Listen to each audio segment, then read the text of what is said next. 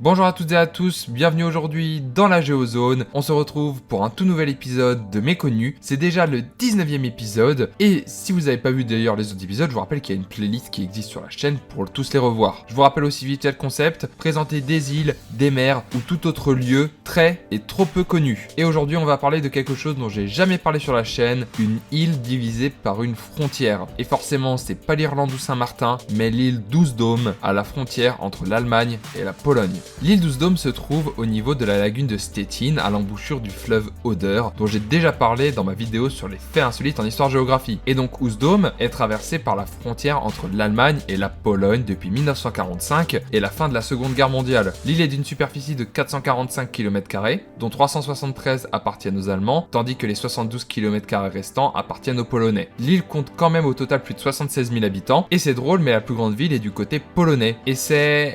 Alors, j'aime bien les noms polonais, il n'y a pas de problème, mais là, alors c'est Świnoujście, Svinmund en allemand, c'est bien la première fois que quelque chose est plus simple à prononcer en allemand que dans une autre langue, mais bref, Świnoujście compte pas moins de 41 500 habitants, mais elle s'étend aussi sur l'île voisine de Wollin, donc c'est un peu de la triche. Du côté allemand, les villes sont plus modestes, comme Zinnowitz, ainsi que Banzin, Heringsdorf et Albeck, qui sont les trois Kaiserbäder, ce qui signifie les bains de l'empereur, car Oostdome, et plus particulièrement Świnoujście, était le lieu de villégiature préféré du Kaiser Guillaume II.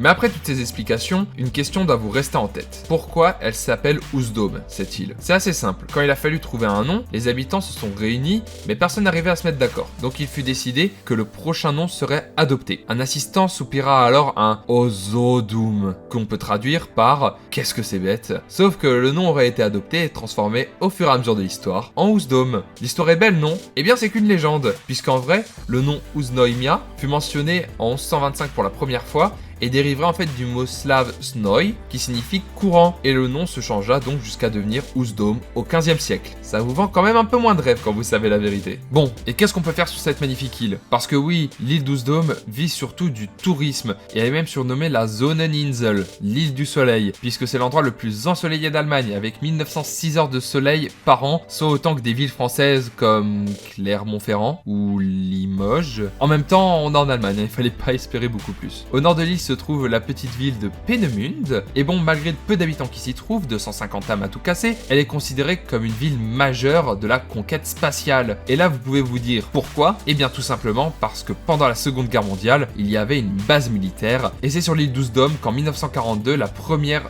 fusée au monde a été envoyée dans l'espace par les nazis, avec les fameuses fusées V1 et V2. La base militaire possédait d'ailleurs son camp de concentration, dans lequel les détenus travaillaient pour remplir l'essence des avions ou encore camoufler la base. Même Heinrich Himmler visita le camp en 1943, sauf que les Alliés vont trouver la base, la bombarder lors de l'opération Hydra, le 18 août 1943, sauf qu'il y a eu un problème avec les fusées colorées, donc en fait les Anglais ils ont bombardé le camp de concentration, au lieu de bombarder le centre de recherche. Bon, après ils ont quand même réussi à bien l'endommager. Enfin bref, si jamais vous passez là-bas à Peenemünde, vous pouvez visiter le musée de l'histoire technique, dans lequel vous avez des reproductions de ces missiles V1, V2, ainsi qu'un sous-marin soviétique de la guerre froide. Et sinon, Peenemünde est connue pour être une ville d'extrême droite aujourd'hui, donc je ne pense pas que ça soit un hasard. Les trois Kaiserbäder ainsi que Świnoujście sont des stations balnéaires prisées des Berlinois, un peu comme Deauville avec les Parisiens en France. Les Kaiserbäder sont reconnus pour leurs thermes, leurs magnifiques maisons et villas, ainsi que pour leurs pontons, surtout ceux d'Heringsdorf et d'Albeck. On trouve aussi la plus longue promenade de bord de mer d'Europe, qui est appelée die Europa Promenade, reliant les trois Kaiserbäder à Świnoujście avec une longueur de 12 km. Świnoujście est aussi une ville importante vu que beaucoup d'Allemands passent la frontière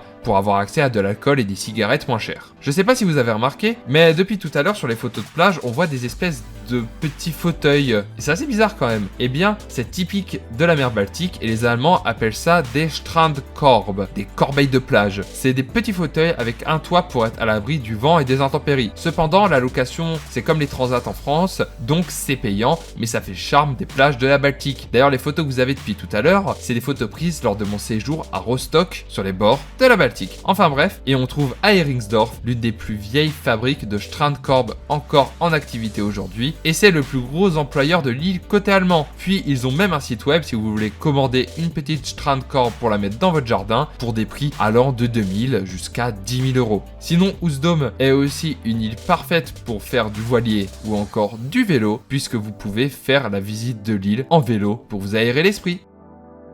Et c'est tout ce que j'avais à vous dire au sujet de l'île d'Oostdom. J'espère que cette vidéo vous aura plu et vous a permis de découvrir un peu plus cette partie assez lointaine à la frontière germano-polonaise. Si c'est le cas, mettez un like à cette vidéo, écrivez-moi en commentaire ce que vous en avez pensé et si vous voulez y aller, partagez la vidéo à vos amis. Vous pouvez également les regarder dans la description pour avoir les sources, l'accès à mes réseaux sociaux Twitter, Discord, ainsi que pour aller faire un petit tour sur mon Utip si vous jamais vous voulez financer la chaîne. Moi, je vous laisse. À la prochaine dans la Géozone. Ciao!